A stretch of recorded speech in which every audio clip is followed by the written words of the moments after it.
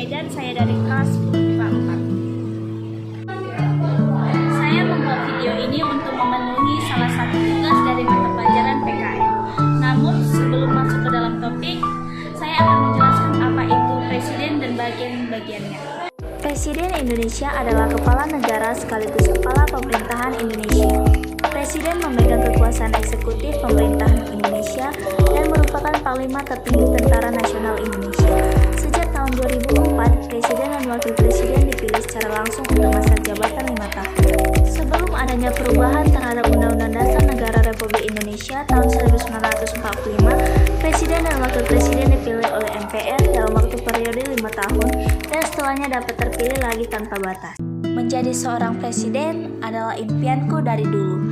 Memimpin suatu negara bukanlah hal yang mudah, namun aku akan tetap berusaha untuk dapat mencapai cita-citaku menjadi seorang presiden yang dapat membawa perubahan bagi negeri kita yang tercinta ini. Seperti pada Bapak Proklamasi Indonesia, Bapak Insinyur Soekarno. Andai aku menjadi presiden. Jika saya menjadi seorang presiden, ada beberapa hal yang harus saya lakukan. Namun, yang saya prioritaskan adalah di bagian ekonomi, pendidikan, dan keamanan.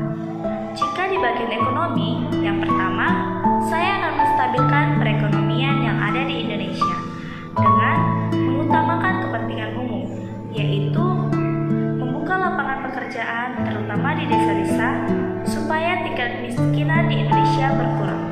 Yang kedua, saya akan menarik investor-investor luar negeri untuk menanamkan modal di Indonesia. Yang ketiga, saya akan melakukan pemerataan pembangunan infrastruktur terutama di daerah terpencil untuk mempermudah keluar masuknya barang dan jasa.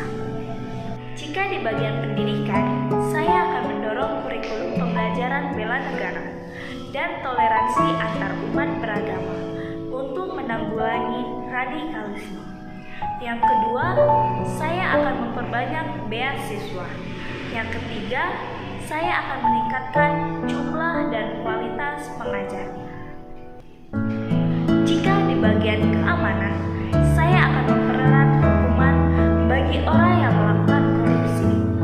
Yang kedua, saya mengharapkan TNI dan Polri dapat bekerja sama dengan umat lintas agama untuk menanggulangi radikalisme yang mengatasnamakan agama.